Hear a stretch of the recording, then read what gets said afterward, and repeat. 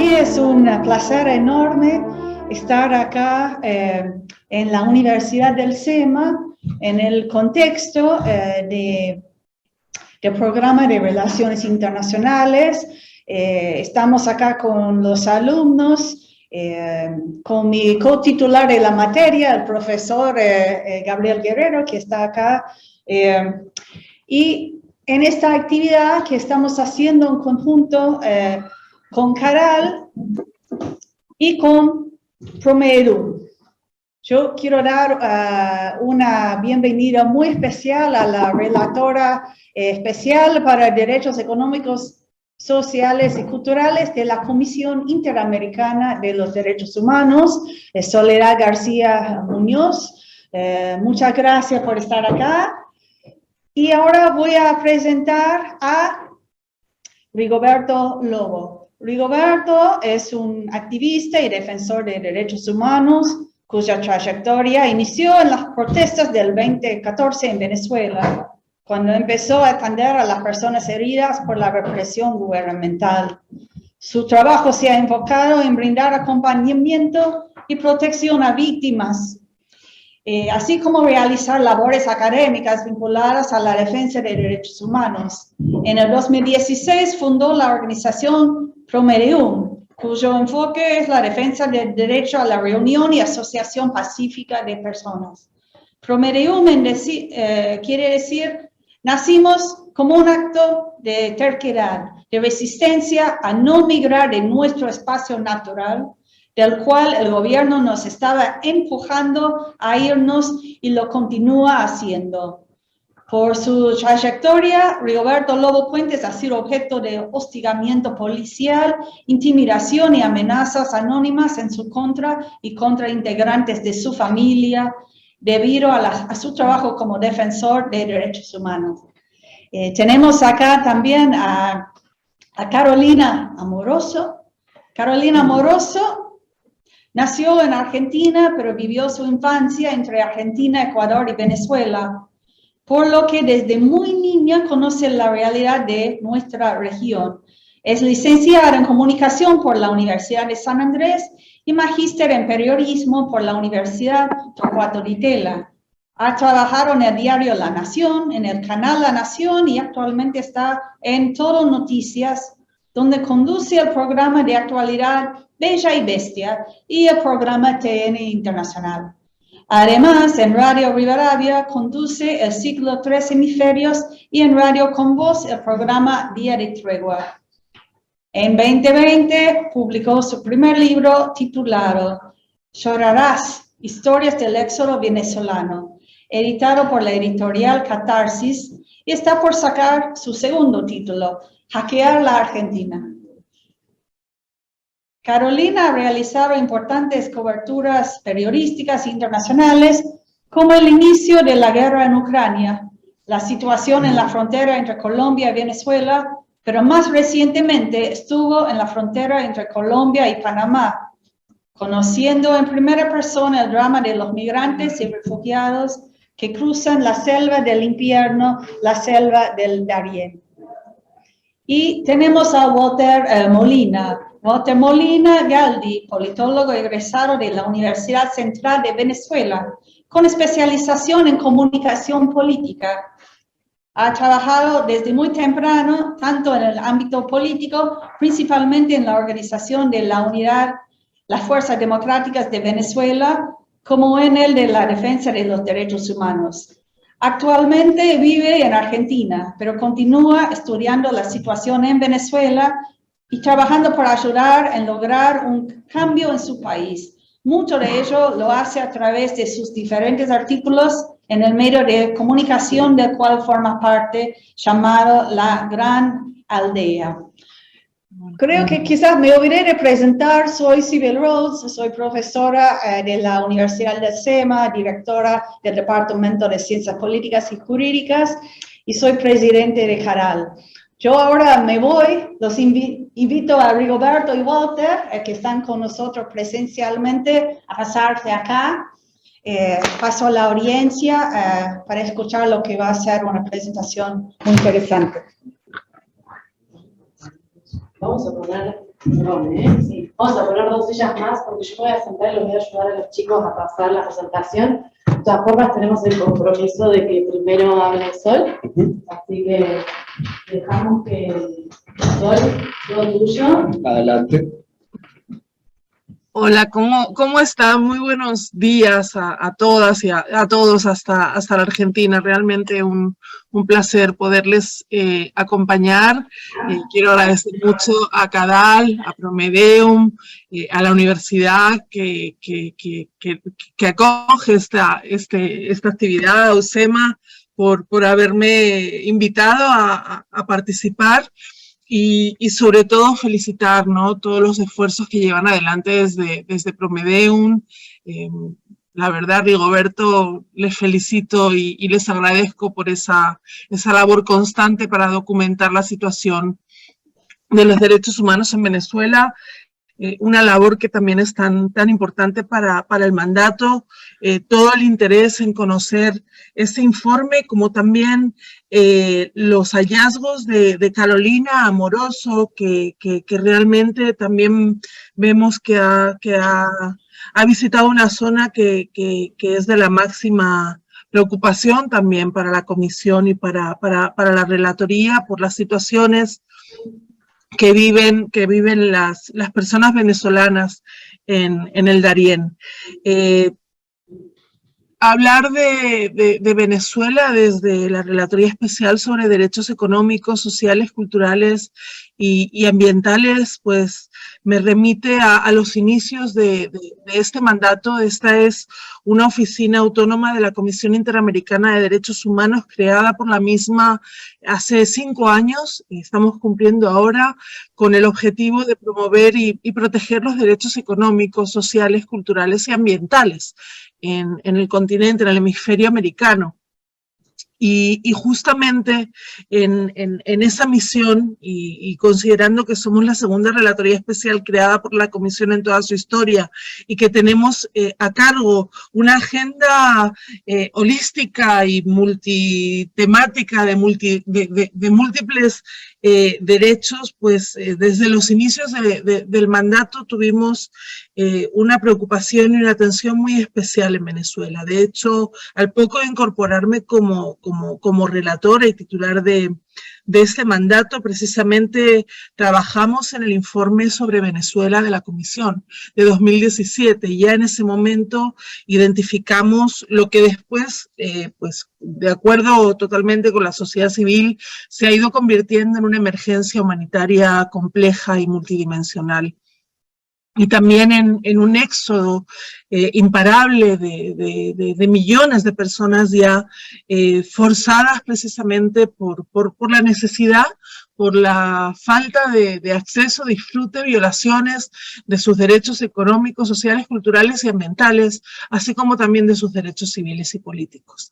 Y es en ese escenario que venimos, como digo, desplegando todo nuestro esfuerzo de una manera muy particular en relación con Venezuela, en relación con todos los mecanismos de la Comisión Interamericana de Derechos Humanos. Como saben, la Comisión es el órgano principal de la Organización de los Estados Americanos, que tiene a su cargo la promoción y protección de los derechos humanos en todo el hemisferio, y tiene varios pilares en su mandato.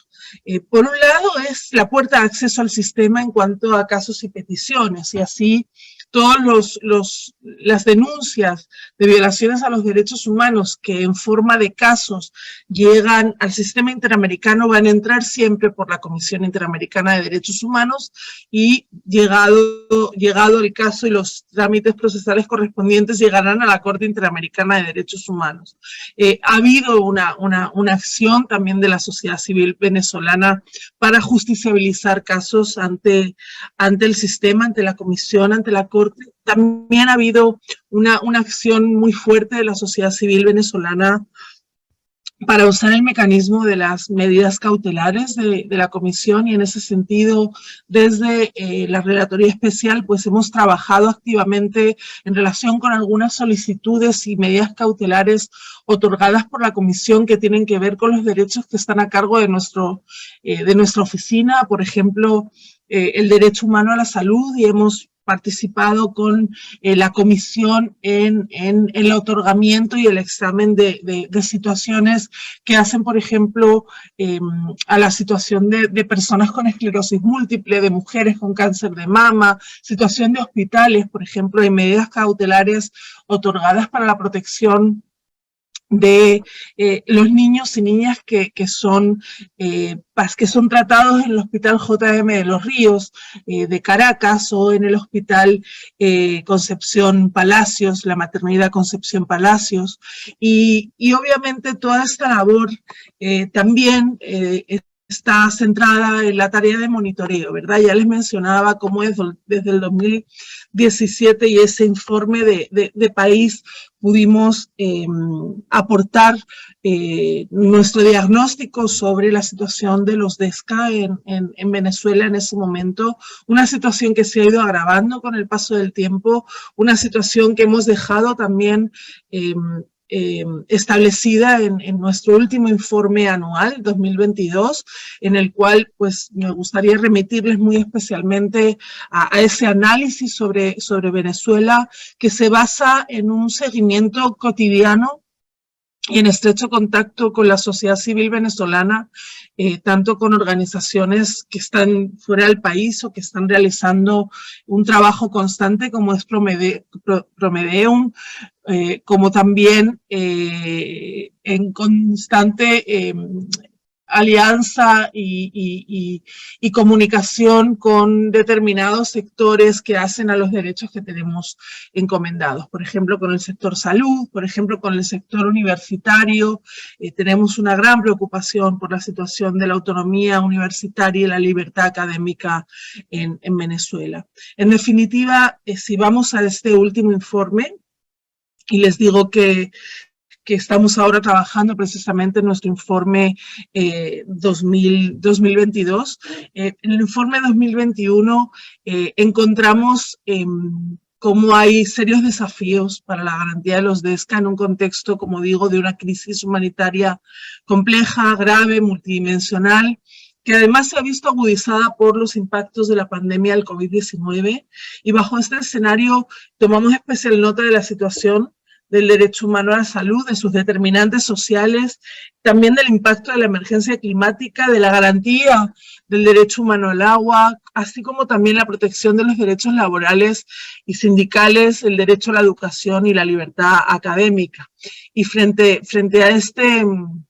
a este escenario también observamos cómo la movilidad humana está intrínsecamente relacionada con la privación generalizada de los DESCA en Venezuela, y cómo esto se da tanto en las razones para emigrar del país, también en el tránsito y en el destino de la mayoría de las personas que están en condición de movilidad humana. Ni que decir, como nos contará después la colega periodista, ¿verdad?, pasan por ese tránsito, ese paso del Darién.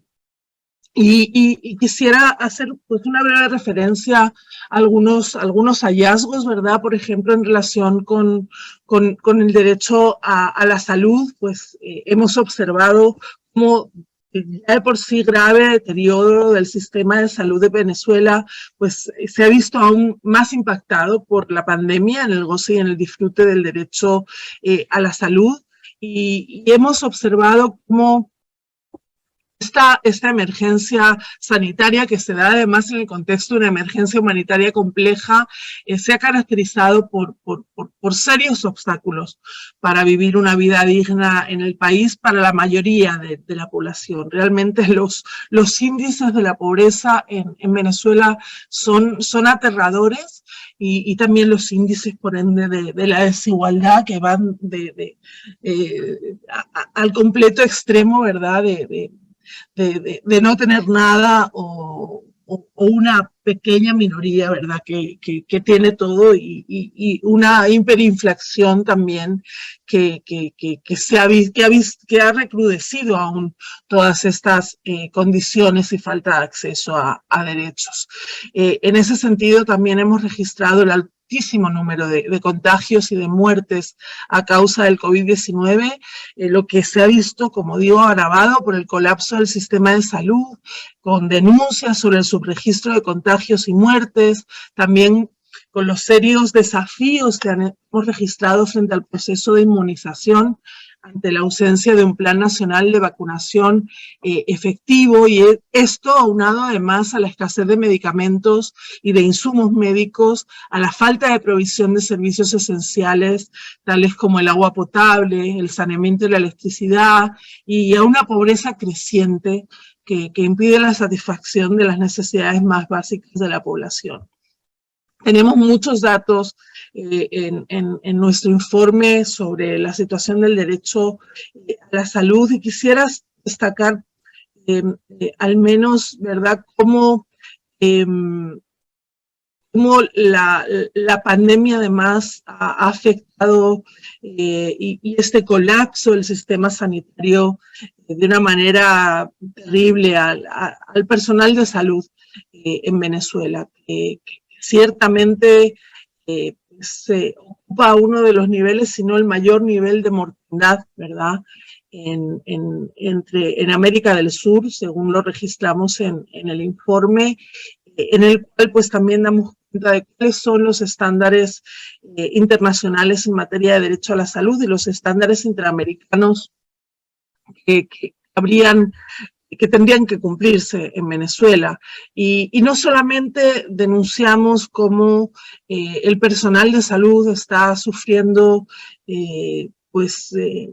en primera persona las consecuencias de la situación crítica del sistema de salud y de la pandemia, sino también cómo aquellos y aquellas que osan denunciar esta situación, pues se enfrentan también a la persecución, ¿no? Y ciertamente merecen ser consideradas defensoras y defensores de derechos humanos. Desde 2018, a la fecha del informe que les estoy contando, pues se habrían detenido 43 personas del sector salud por razones aunadas a la reivindicación de sus derechos. Y eso ciertamente no solo es preocupante, sino que tiene un impacto también en la garantía del derecho a la salud de la población venezolana, y nos hace pues estar muy pendientes de cuáles son las situaciones que atraviesan las personas que están a cargo en primera línea de defender el derecho a la salud en Venezuela. Hemos también tomado nota con mucha preocupación de cómo la emergencia climática y el derecho humano al agua también están siendo severamente afectados por la crisis humanitaria compleja en Venezuela, y esto también hace al derecho a la salud. Y en esta línea, pues, hicimos un llamado urgente a garantizar el derecho al medio ambiente sano, que entre otros sería uno de los más afectados ante las actividades extractivas, por ejemplo, en el arco minero del Orinoco, tal y como lo venimos expresando además desde hace años por parte de la Relatoría Especial. Nos preocupa muchísimo la situación de esa zona geográfica de Venezuela.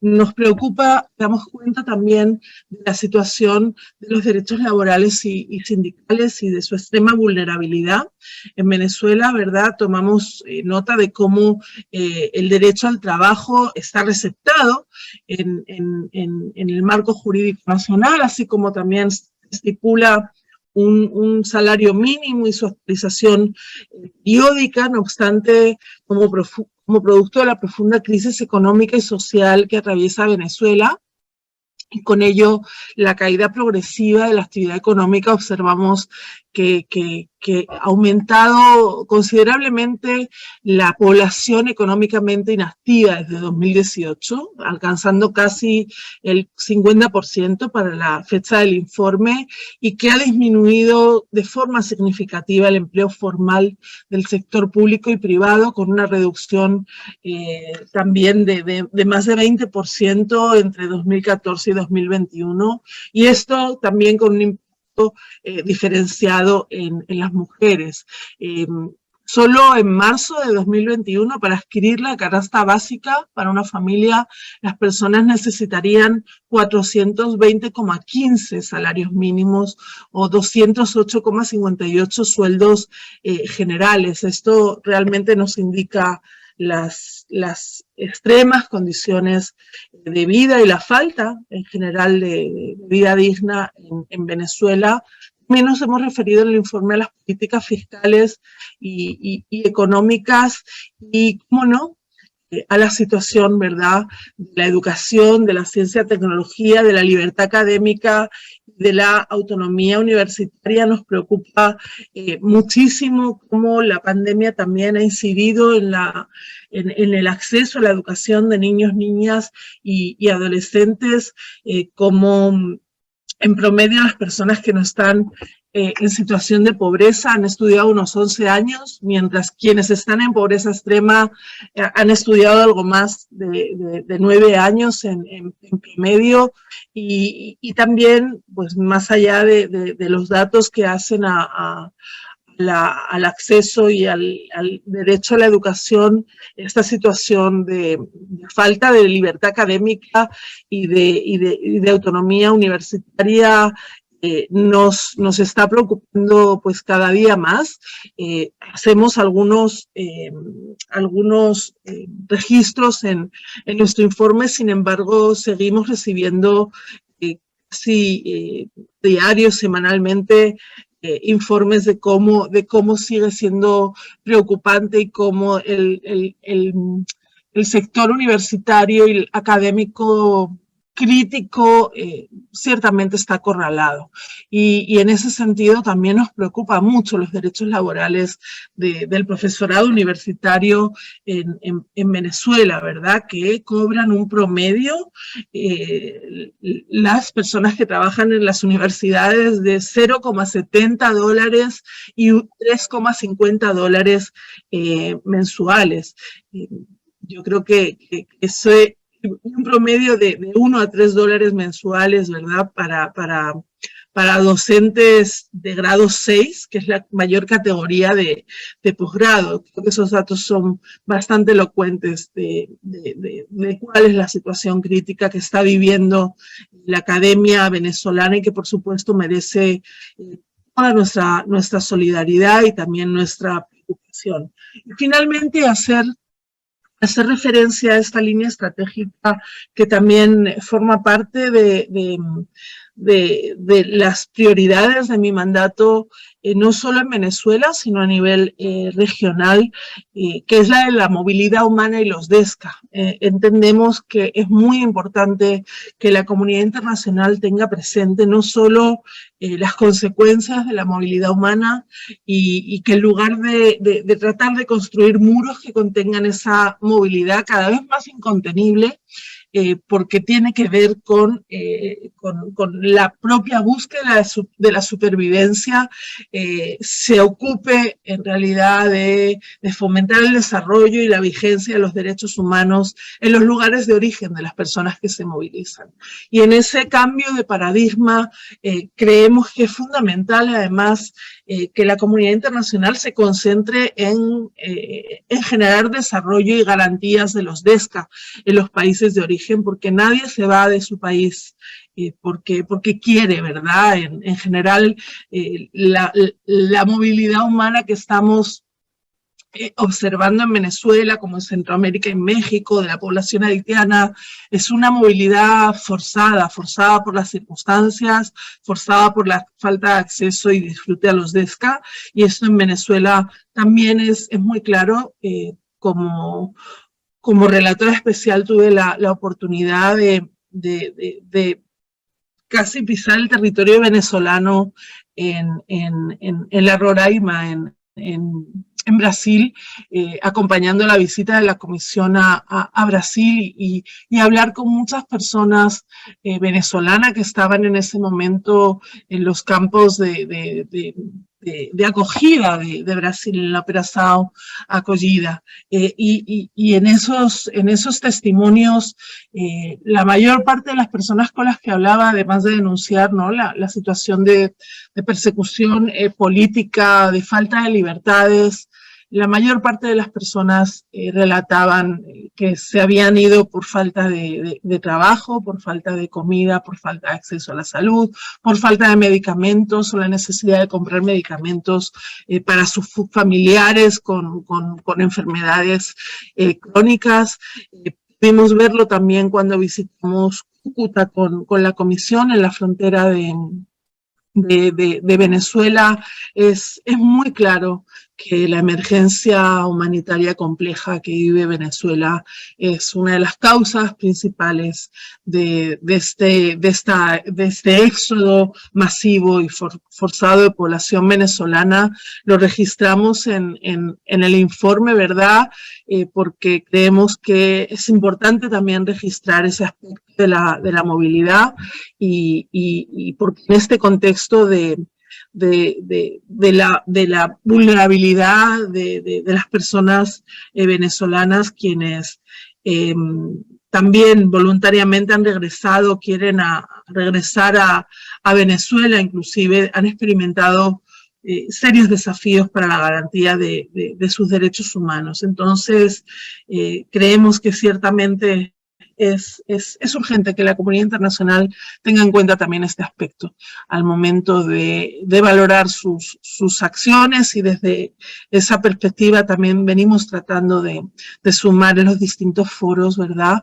Porque sin duda que la crisis humanitaria en el país, la situación de las personas venezolanas que migran debe ser considerada como desplazamiento forzado y amerita los niveles más elevados de protección. Voy a dejarlo por acá porque en realidad creo que lo más interesante está por decirse en este foro. Les agradezco muchísimo y vamos a seguir siempre en contacto con CADAL, con Promedeum, con la universidad, profesora, y ojalá que también este foro sirva no solo para concienciar, sino para identificar nuevas acciones que sumen a mejorar las condiciones de vida del pueblo venezolano.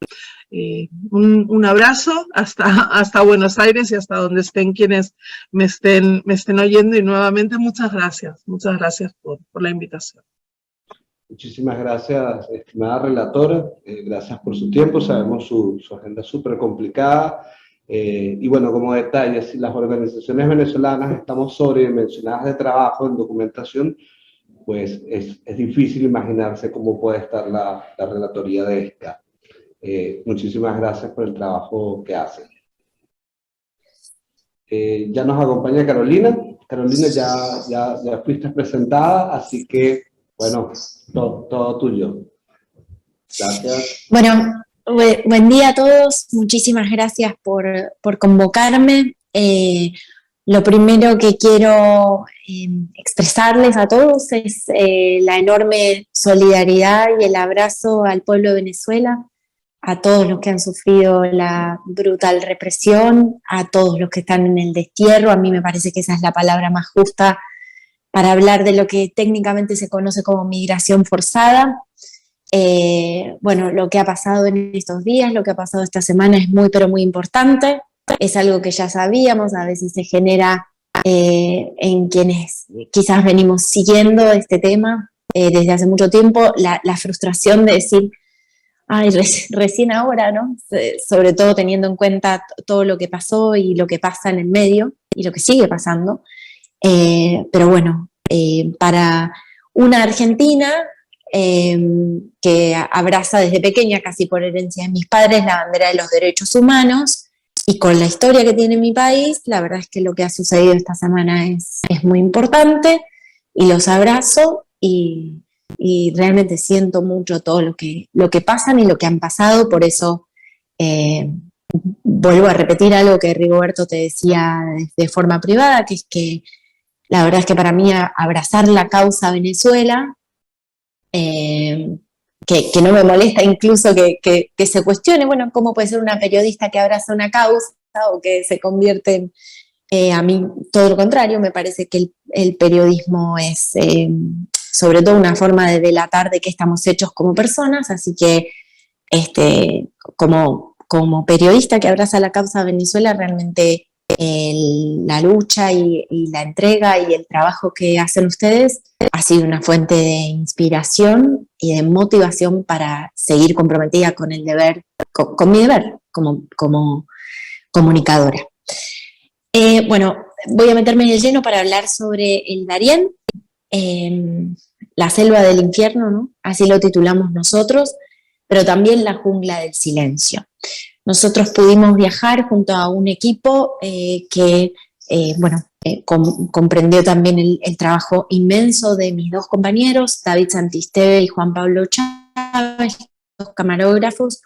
Con Juan Pablo Chávez yo había viajado en 2019 a la frontera colombo-venezolana en ocasión de lo que iba a ser el paso de la ayuda humanitaria, con lo cual los dos veníamos bastante tomados por lo que habíamos visto allí y por lo que conocíamos de cerca de esa herida sangrante que es el destierro, sobre todo en los sectores más vulnerables, en quienes ya tienen una última tablita en el océano, ¿no? El Darién es la expresión más cabal de eso. Es también la manifestación de mucho de lo que está mal en América Latina. Cuando uno llega, nosotros estuvimos del lado colombiano en el ingreso de los migrantes y luego del lado panameño en el punto de ingreso, en el primer punto de recepción de los migrantes dentro del Darién, que es una localidad indígena llamada Canán Membrillo. Cuando fuimos y llegamos al Chocó colombiano, primero a Necoclí, que todavía es departamento de Antioquia, y luego el Chocó colombiano, nos dimos cuenta muy rápidamente, incluso en el taxi que nos llevaba a Necoclí, digamos con muchas dudas, incluso nos traslada el Señor, nos dimos cuenta de que la autoridad institucional y la presencia institucional como tal prácticamente no existía, porque la autoridad la ejercen otro tipo de poderes de facto, ¿no? Y acá sí quiero ser bien categórica en definirlo y ponerle un nombre. Se autodefinen como las autodefensas gaitanistas de Colombia, son el Clan del Golfo, controlan absolutamente todo lo que pasa en ese territorio, entre otras cosas ahora la migración, que es para ellos un negocio millonario. Hay que entender esto como telón de fondo para entender también la vulnerabilidad, la fragilidad y la peligrosidad a la que están expuestos los migrantes cuando emprenden la travesía del Darién y en manos de quién son arrojados, ¿no? Y en esto entiendo que puede haber diferencias. A mí realmente me cuesta hablar de elección en una circunstancia como la que vi, de muchísimas personas, familias enteras. Yo siento que hay una, si se quiere, opción por un camino deshumanizante, pero el cual muchos de ellos toman o emprenden frente a la deshumanización ya existente en su vida, en sus países o en otros países a los que emigraron. Me encontré en el Darién con muchas historias de migrantes forzados en varios grados, digamos, ¿no? Porque vienen del derrotero de varias migraciones, no solamente venezolanos, haitianos también, cubanos también. Por supuesto hay de otras nacionalidades, simplemente estoy hablando de los grupos, digamos, más recurrentes, obviamente los venezolanos conformando una abrumadora mayoría del flujo migratorio. Ahí me parece que se abre un capítulo aparte para la reflexión sobre lo que estamos haciendo en los distintos países receptores de América Latina, para que muchas de estas personas sientan que solo les queda ese camino deshumanizante que es el Darién para ir por el último sueño de libertad y el último resabio de esperanza. Ahí me parece que nosotros tenemos que hacer una revisión. Sí. Y bueno, y por fuera de eso, uno se encuentra también con que los factores que condicionan la huida son, bueno, los socioeconómicos, pero atención también con los factores de otra naturaleza, de otra índole, como la represión política, la persecución política. A mí me tocó hablar con exintegrantes de las fuerzas de seguridad venezolanas que emprendían la ruta del Darién y que realmente, de hecho, en uno de los casos recuerdo que la persona casi no podía reconstruir o rearmar nada sobre su vida. De hecho, la entrevista realmente fue muy breve, lo cual me hace pensar seriamente que el sueño de libertad o la búsqueda de la libertad y la represión y la persecución política es un factor condicionante del destierro muy, pero muy importante. Incluso para personas que quizás pueden disponer de algún medio para migrar de otra manera. Decía que el Darién expone varias de las cosas que, por supuesto, son crueles e injustas y que deben revelarnos todos los días de esta América Latina por la ausencia institucional, por el Darién como resultado también de la xenofobia y la discriminación, y por supuesto, y principalmente, y esto no lo puedo ignorar yo, no lo puede ignorar nadie, por la realidad todavía vigente y acaso peor en los países expulsores. Porque se ha aprendido, a mí me preocupa mucho, cierta naturalización de un sufrimiento colectivo tan inaceptable como el sufrimiento del pueblo venezolano, como el sufrimiento del pueblo nicaragüense, como el sufrimiento del pueblo cubano y de tantísimos migrantes y caminantes de otras partes de nuestra América Latina, ¿no? Luego, cuando llegan a Panamá, país para el que necesitan, y parte de la explicación detrás del Darién tiene que ver con la exigencia de visados en distintos puntos de Centroamérica, y por supuesto,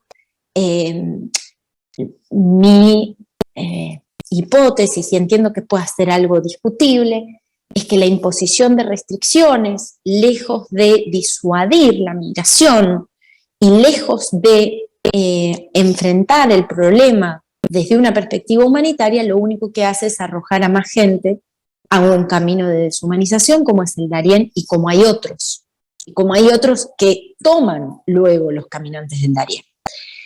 Entonces me parece que la disyuntiva no es tanto si frenar o no la migración, sino si arrojar o no a familias enteras y a personas que buscan una vida posible a un camino espeluznante. Les decía que en Panamá uno se encuentra con Senafront, ¿no?, que es la fuerza de frontera, que hace un registro de las personas que ingresan, que intenta darle una ayuda, a mi entender, en Canal Membrillo insuficiente frente a la dimensión de la tragedia que es el Darién, ¿no?, porque uno ve gente saliendo en estado de shock.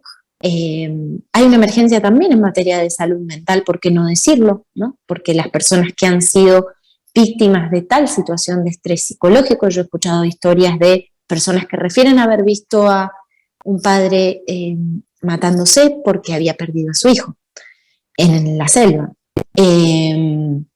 Bueno, personas que por supuesto tienen que tomar decisiones del tenor, y esto me tocó registrarlo incluso con testimonios en primera persona, personas que tienen que tomar decisiones del tenor de dejar un hijo al cuidado de un amigo del camino para quedarse cuidando a su esposa, a su compañera, y bueno, rogar al cielo que alguien los rescate o que puedan reanudar el camino luego y reencontrarse, ¿no?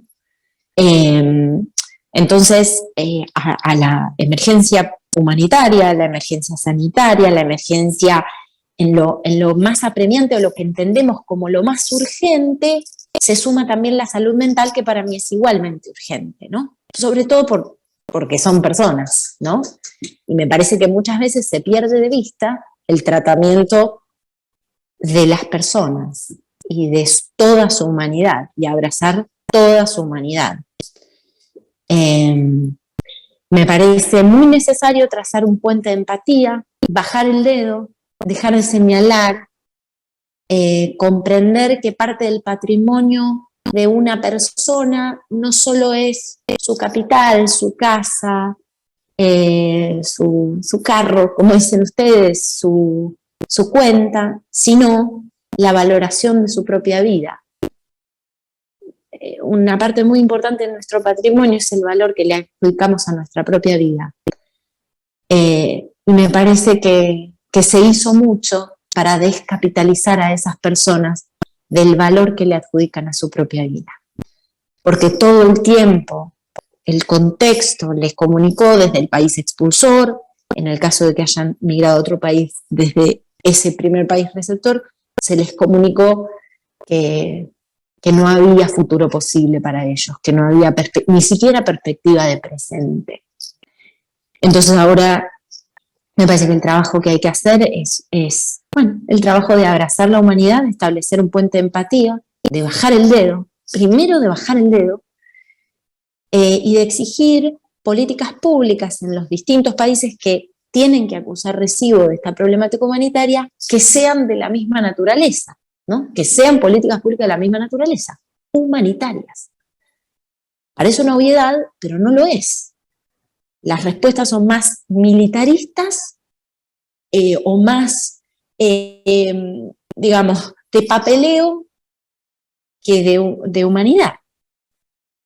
Y acá me parece que necesitamos liderazgos a la altura de nuestro tiempo y a la altura de la comprensión de un fenómeno que solo está creciendo y que es un tema de todos. Los desterrados de Venezuela, los desterrados de Cuba, los desterrados de Nicaragua, los desterrados de toda Centroamérica son nuestros, son nuestra gente. La protección de sus derechos es un imperativo moral para todos. Eso al menos es mi creencia, mi convicción. Por eso no le adjudico. El otro día escuchaba un cantante que me gusta mucho, que lo conocí estando en el Darién, de hecho, que se llama Aldo, el aldeano, cubano, y escuché que en una entrevista él decía: en el deber no hay gloria. Por eso no creo que corresponda a ninguna felicitación o agradecimiento para quienes solo estamos cumpliendo con el deber y con el imperativo moral de decir que esto no nos puede dar lo mismo, que esto es de todos. Esto es de todos. Definitivamente. Bueno, no sé si me quieren hacer alguna pregunta. Yo no quiero extenderme más, quizás es aburrido que les dé la lata así, pero bueno, ustedes, adelante, Rigo, Walter. Gracias, Carolina. Muchísimas gracias por acompañarnos, también por el trabajo que haces y por tu sensibilidad, no solo con las personas de Venezuela, sabemos que con cualquier parte del mundo, pero bueno, como venezolano es lo que te puedo expresar. Y muchísimas gracias por tu tiempo, que sabemos que estás súper ocupada. No, por favor, gracias a ustedes, gracias por el trabajo.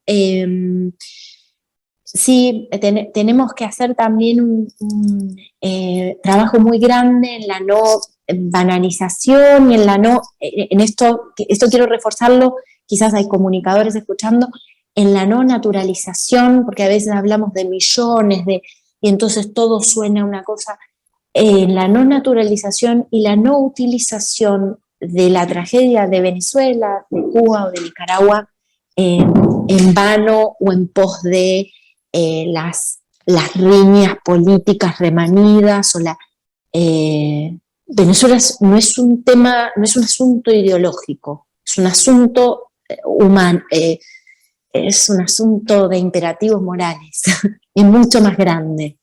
que nuestras ideas, tiene que ver con nuestra humanidad. Por eso a veces cuando se invoca y se habla de la venezolanización de todo, además de parecerme irresponsable, me parece que es una falta de respeto al dolor de muchísima gente. Miren, estaba leyendo algo, ayer fue el día del Alzheimer, también sobre los adultos mayores en Venezuela. Me parece que hay tantas capas de la deshumanización y de esto, de la descapitalización en términos de la valoración de la propia vida y de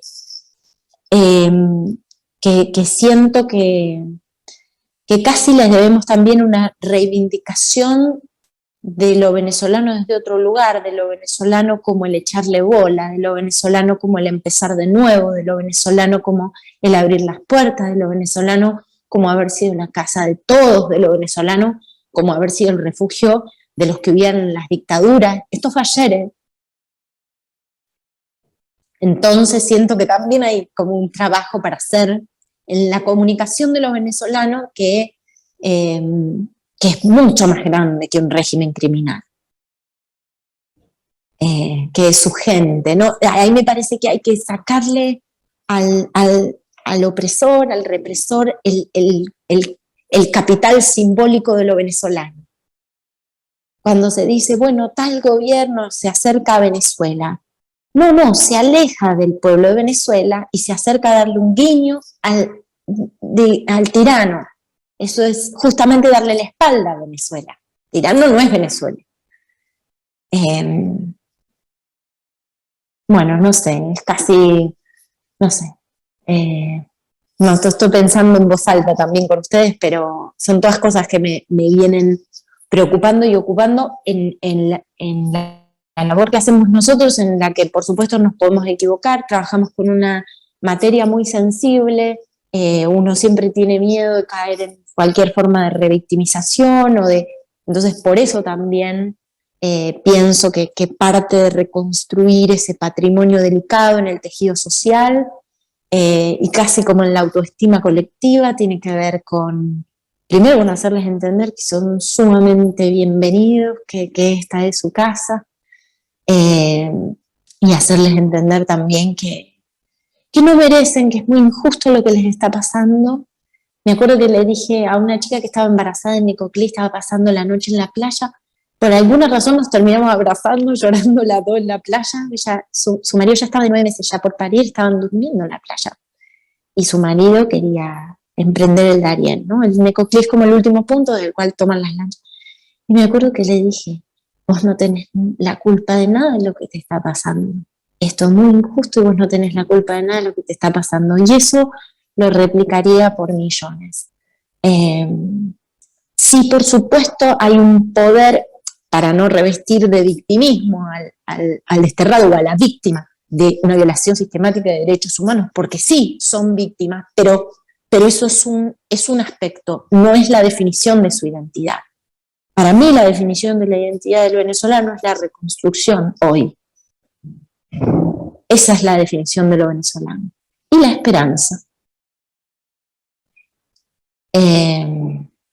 Así que bueno, eso es todo lo que tengo para decir, un poco caótico, seguro habrá gente, bueno, escuchaba lo que decía la relatora, habla quienes les podrán aportar, digamos, una mirada más técnica. Lo mío es un trabajo, yo casi que siempre digo que el periodismo es un oficio, ¿no? Nosotros aprendemos haciendo, nos equivocamos un montón y todo, pero bueno, al menos también quise que en esta conversación pudiera expresar un poco cuáles son mis intenciones y algunas de las grandes ideas o conclusiones a las que llegué, grandes o pequeñas o torpes, a las que llegué trabajando todos estos años con la diáspora venezolana.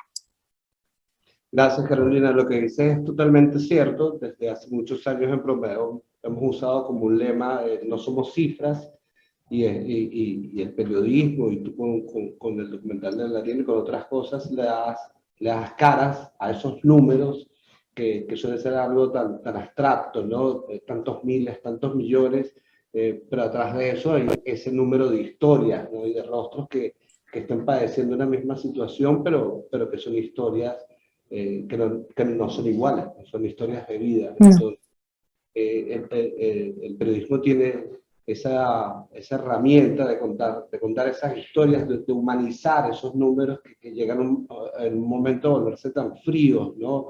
El tanto por ciento de tal cosa, y quizás yo voy a poner la parte fría en esta presentación, porque bueno, voy a hablar de números, pero también esa es la idea de digamos, este junte, que estamos en esta actividad, de que se pudiese compensar y que no fuesen solo lo frío de los datos. Muchísimas gracias de nuevo. Gracias a ustedes, gracias por el trabajo. Gracias, Walter, ahí te veo, me debes unas arepas. Nada, no es el momento para decirlo, pero me las debes. Y yo... Gracias a ustedes, gracias por todo, gracias a los que están escuchando por su tiempo. Vale, chao, gracias. Ok, vamos a escuchar ahora a Walter. Bueno, me toca después de Carolina, así que es complicado. Bueno, muchas gracias por esta invitación. Siempre comienzo este tipo de actividades diciendo que, sobre todo si es en una universidad, que es una actividad académica, pero también son espacios de libertad. Entonces lo agradezco profundamente porque cuando se habla de cosas que no les agradan a las autocracias, a los autoritarismos, a las dictaduras, son espacios de libertad, tal cual describió bastante bien Carolina. Yo voy a hablar, bueno, justamente de derechos humanos y de realidad política, ¿no? Así que, bueno, justamente por eso hablo de los espacios de libertad. Y quiero comenzar brevemente sobre el índice de democracia de 2021, un índice que todos los años, desde hace varios años, está mostrando The Economist, porque ha venido bajando y en el último informe este índice disminuyó la democracia en el mundo y la región es uno de los que más afectados se vio. De hecho, en la región en este momento hay más autoritarismo, 4, Haití, Cuba, Nicaragua y Venezuela, que democracias plenas. Ellos hacen 4 distinciones, que es democracias plenas, la máxima, y autoritarismo, la mínima, obviamente. El país más autoritario, según este informe, es precisamente Venezuela. Seguramente el año que viene habrá una competencia férrea con Nicaragua, viendo lo que está ocurriendo este año, pero bueno, los dos lamentablemente han empeorado su situación, ¿no? Aquí vemos, bueno, cómo Venezuela bajó sus índices, mientras más bajo, obviamente más autoritario, con respecto al 2020, y así muy probablemente vaya a bajar para el índice que van a mostrar el año que viene. ¿Esto por qué ocurrió? Brevemente quiero decir, esto ya lo sabe todo el mundo, pero hay que decirlo claramente porque, tal cual dijo Carolina, creo que hay momentos en los que no se puede hablar con eufemismos.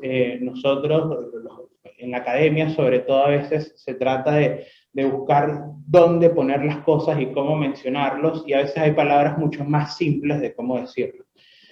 Venezuela hoy es una tiranía porque se degradó por completo. Hugo Chávez llegó al poder de forma democrática y su gobierno, que es un solo gobierno completo, Hugo Chávez, Nicolás Maduro hoy está en el gobierno porque Hugo Chávez murió, pero es un solo gobierno, obviamente con matices entre uno y otro.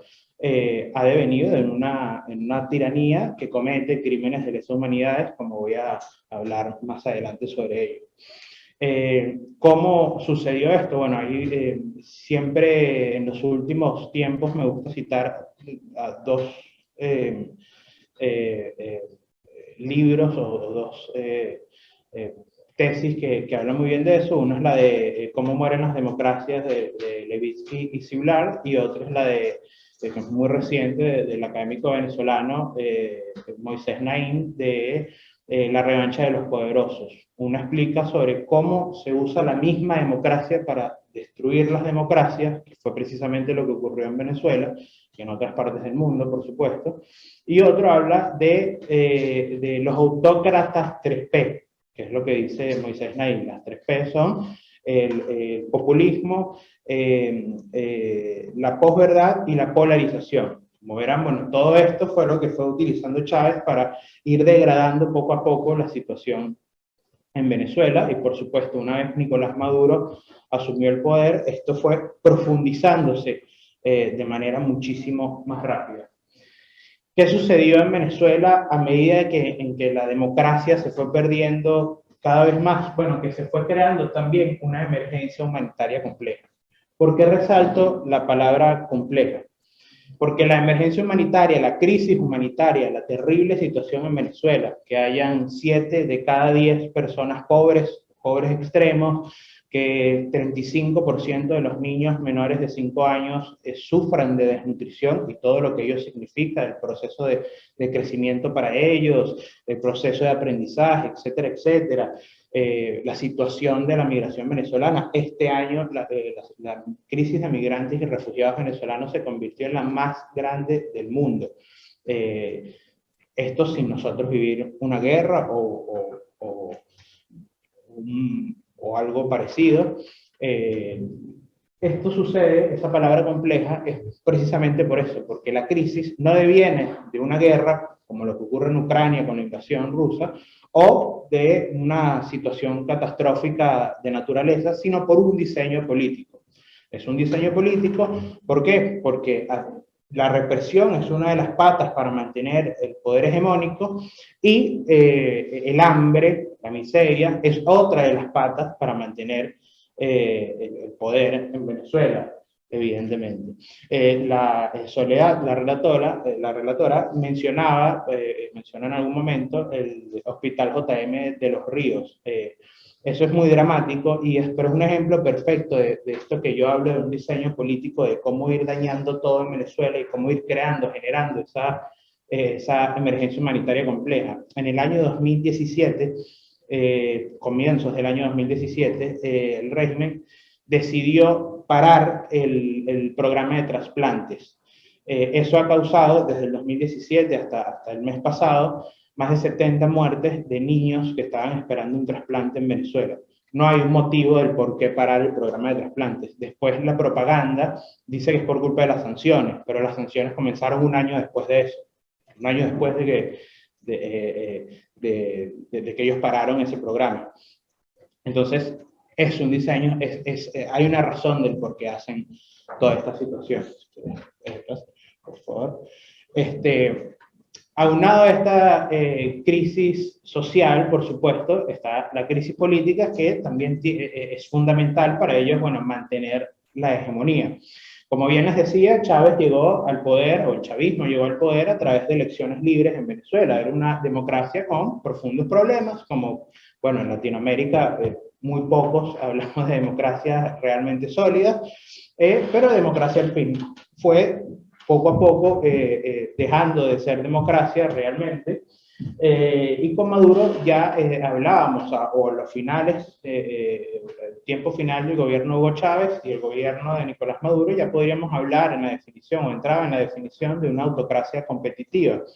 Pero bueno, esa definición, autocracia competitiva, permitía que algunos procesos electorales pudiesen la oposición tener algunos espacios de poder.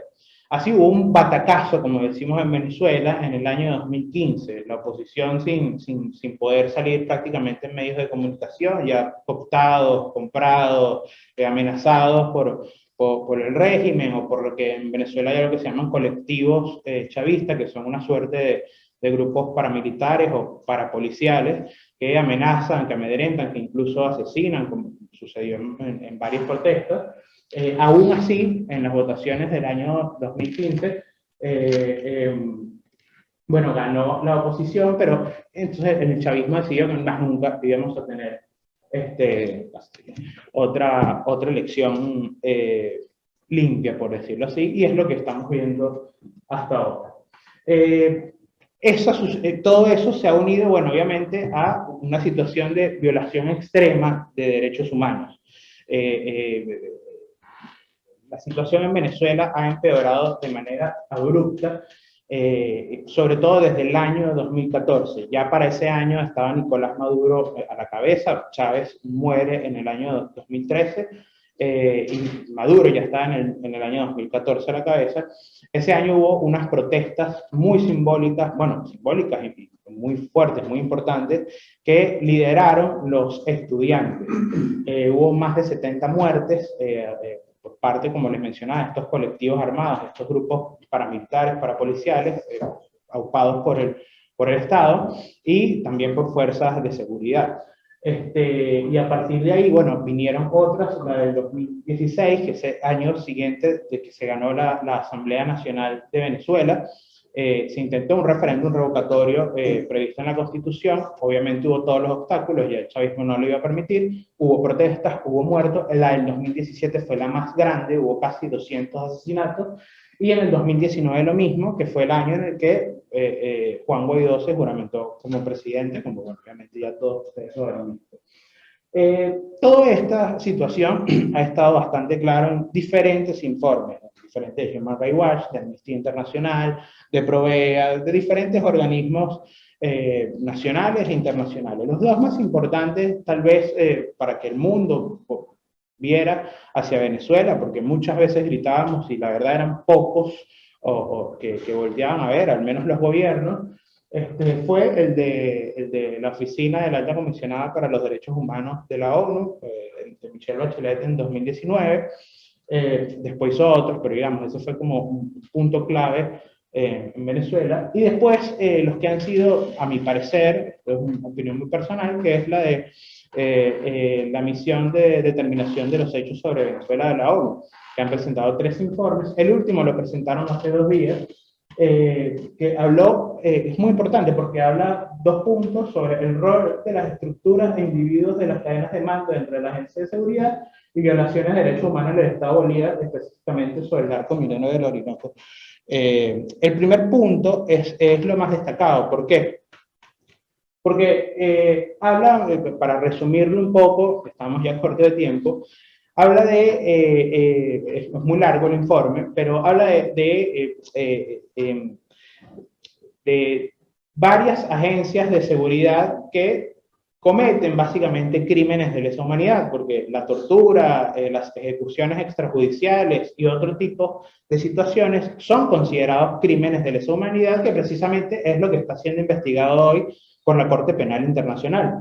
2 de ellos, o los que más se mencionan, son la Dirección de Contrainteligencia Militar y el Servicio Nacional Bolivariano de Inteligencia, la DGCIM y el SEBIN.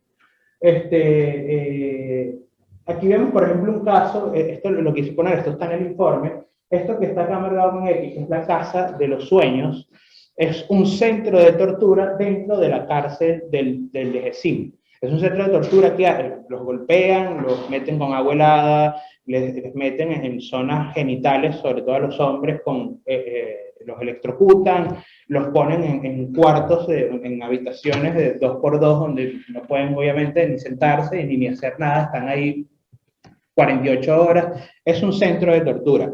Ese es el centro conocido porque está en un lugar que se sabe que es eso, pero hay casas clandestinas, esto lo dice también el informe, si quieres. Y lo más importante, lo tenemos acá. Esta acá habla de las cadenas de mando. ¿Qué son las cadenas de mando? Es que en Venezuela han querido, como siempre hacen, obviamente, este tipo de regímenes, mentir hacia afuera. Le dicen al fiscal de la Corte Penal Internacional que ellos en realidad sí están investigando ciertas cosas que han pasado como violaciones de derechos humanos, que eso no es algo que ellos hagan, sino que algún loquito suelto lo quiso hacer. Y bueno, hay algún raso bajo que ellos juzgan de vez en cuando.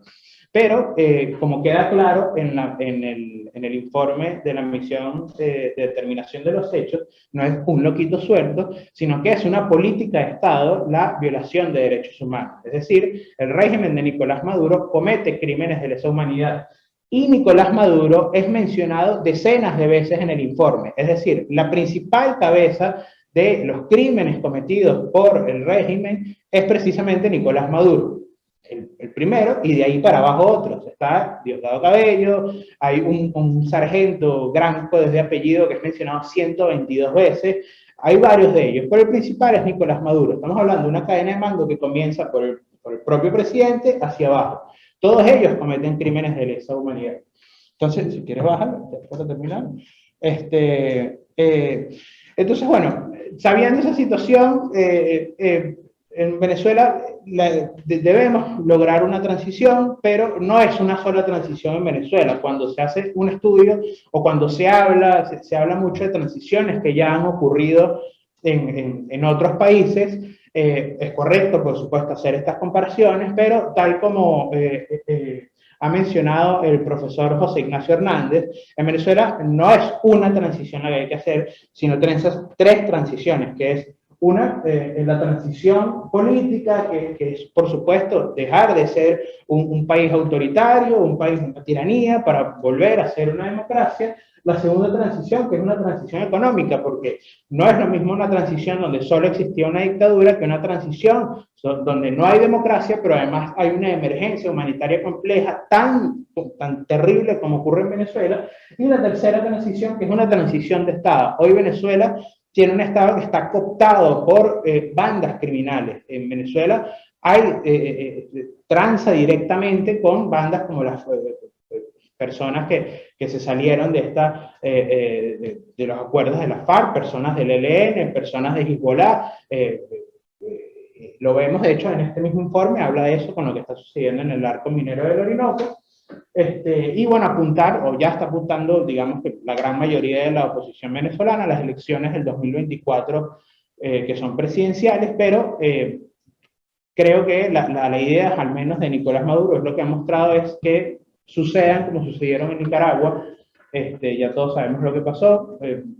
Persiguieron a los candidatos, al menos a los candidatos que realmente eran opositores, y pudieron manejar como les dio la gana esa elección. La única forma de que eso no suceda es que haya una presión, más presión, sí, presión interna, más movilización, más cohesión, más estrategia y presión internacional. Y estos espacios, por supuesto, son parte de esa presión, por eso vuelvo a agradecerlo y cierro con esto. Muchas gracias. Gracias, Walter. Unos pocos minutos, yo voy a intentar, Liz me va a ayudar, gracias.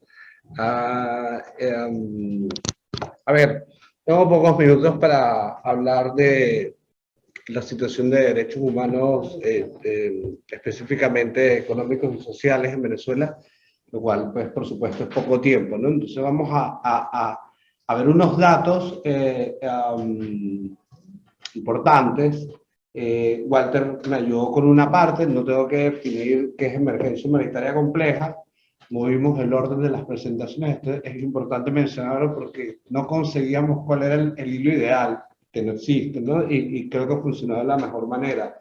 Es que Walter ha definido qué es emergencia humanitaria compleja, que es diferente a emergencia humanitaria. La palabra compleja es algo particular, tiene que ver con origen político.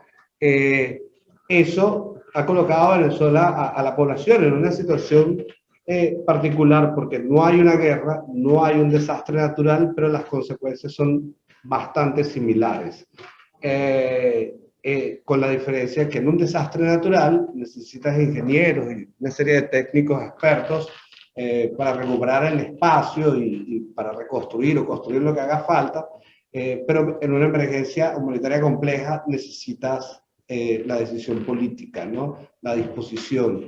Y eso es lo que ha demorado o demoró que el mundo humanitario internacional pudiese comenzar de manera parcial a actuar en Venezuela, porque no tenía una autorización, aunque el derecho a la ayuda humanitaria, porque es un derecho humano, muy claro dice, si el gobierno no está en capacidad, debe hacerse un lado, el gobierno del lugar, para que las agencias humanitarias puedan actuar, porque las personas tienen el derecho de recibir, tienen el derecho de solicitarlo, también y los gobiernos tienen el derecho de recibirlo, pero tienen también la obligación de solicitarlo, ¿no?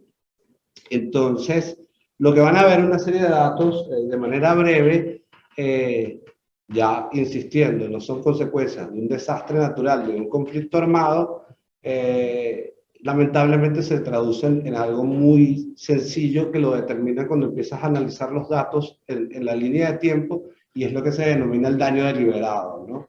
Ya cuando las decisiones políticas causan ese daño y las decisiones políticas no permiten que se atienda ese daño y que se proteja a la población.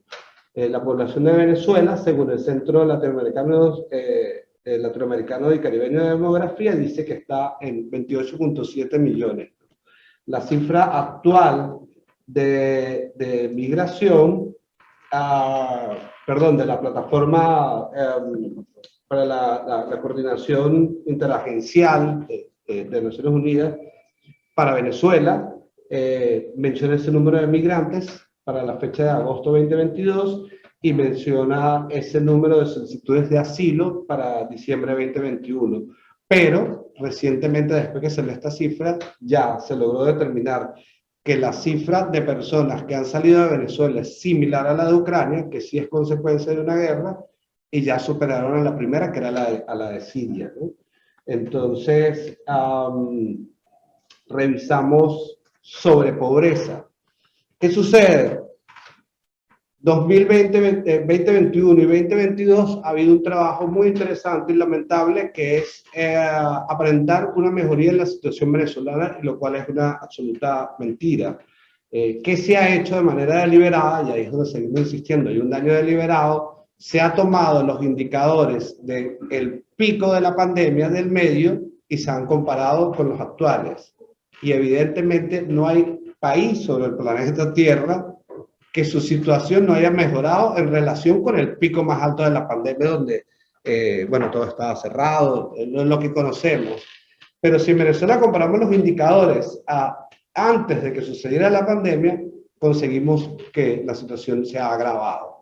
Desde el gobierno de Venezuela y ciertos actores internacionales, lo que se está tomando en cuenta es utilizar esos indicadores de ese pico de pandemia, de ese momento tan difícil para el planeta, para decir, mira, en Venezuela los problemas están desapareciendo, la situación está mejorando. Sí hay una disminución de la pobreza en Venezuela, de la pobreza, pero hay un incremento del porcentaje, que no, es una disminución que tampoco es algo relevante, ¿no? Pero hay un incremento de 5% en los últimos 2 años de la pobreza extrema. O sea, Venezuela hoy tiene una brecha mucho más ancha, más profunda, social, y es lo que mencionaban Carolina, lo que mencionaron Soledad, la riqueza está en un grupo muy pequeño, cada vez hay personas más pobres con menos acceso a una serie de necesidades básicas. Y bueno, si hablamos, por ejemplo, llevándola a un estado en particular, una zona del país, el estado de Mérida, que está en los Andes, pues conseguimos que la pobreza multidimensional es 67.2, que es un indicador estándar con unas variaciones en el nombre según los países, pero bueno, que simplemente determina que las personas están privadas de una o varias dimensiones, entre esas servicios básicos, educación o salud. El nivel de ingresos, podemos ver en el gráfico que para marzo de 2022, el 70.6% de las personas tenía ingresos insuficientes. Y los comparamos con junio de 2021, pues por supuesto vemos un incremento en esos números.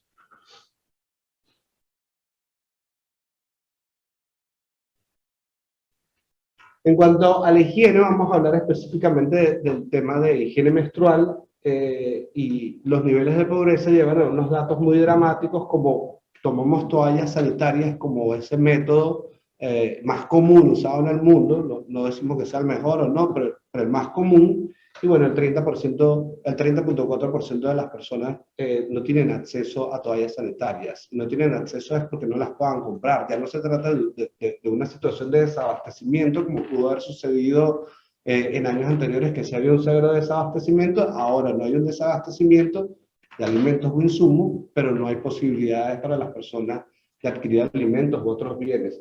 En cuanto a la alimentación, pues bueno, hemos conseguido que las personas recurren a estrategias de supervivencia, digamos, donde comienzan a reducir porciones de alimentos, a reducir la cantidad de comidas, o sea, ya no son 2, perdón, ya no son 3, son 2, o ya no son 2 en una comida al día, o incluso a pasar días enteros sin alimentarse. Cuando hay cuestionamientos sobre las personas migrantes porque dicen, bueno, pero no las vemos tan delgadas, ¿no? Porque quizás estamos acostumbrados, lamentablemente, a ver esas imágenes de África históricamente, pero bueno, hay un problema muy grave que afecta de manera diferenciada a las mujeres, y es que la alimentación se basa en carbohidratos, lo cual por supuesto no es una alimentación sana, y que trae desórdenes hormonales, sobre todo a las mujeres. Entonces, las personas pueden físicamente verse no malnutridas, no estamos hablando de nutrición porque ya es otra cosa,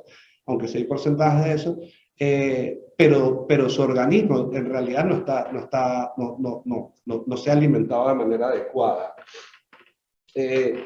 Vemos los indicadores de cómo la proteína animal es lo que desaparece de las mesas de los hogares en Venezuela, es lo que menos se consume, y las frutas, que de manera absurda en un país tropical, que las personas cada vez consuman menos frutas porque no las pueden comprar,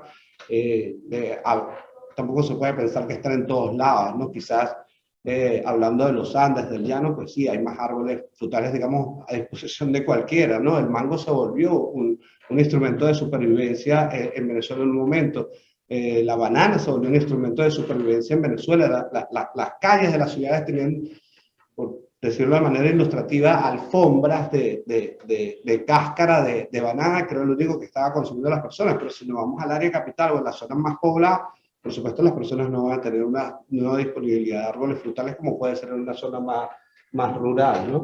Y bueno, aquí vemos que por supuesto el porcentaje más bajo corresponde a los que más consumen, y ahí conseguimos por lo menos granos que tienen alto contenido de proteína, pero arroz, pasta y otro tipo de harinas que vamos al tema que mencioné inicialmente, que tiene que ver con carbohidratos. En cuanto a la salud, el 30.4% de las personas en Venezuela presentan lo que se denominan problemas graves de salud, ¿no? Pero más grave que eso es que de ese porcentaje, el 37% de las personas no tienen acceso no reciben atención médica, y un 29% no pudo acceder a medicamentos. Y aquí volvemos a insistir, el periodo de severo desabastecimiento de medicamentos y alimentos en Venezuela ya no pertenece al pasado. Ahora lo que no hay es recursos con que comprar los medicamentos. Bueno, de todas maneras, vamos a dejar las presentaciones colgadas en varias partes para que las personas puedan revisar los datos que están aquí, o igual revisar el informe. Esto es importante para nosotros destacarlo. En cuanto al COVID, Venezuela, según el presidente de la República, tiene 105% de su población vacunada, ¿no? Yo no estudio matemáticas, yo vengo del mundo del arte, no me pregunten cómo llegué aquí, pero vengo del mundo del arte.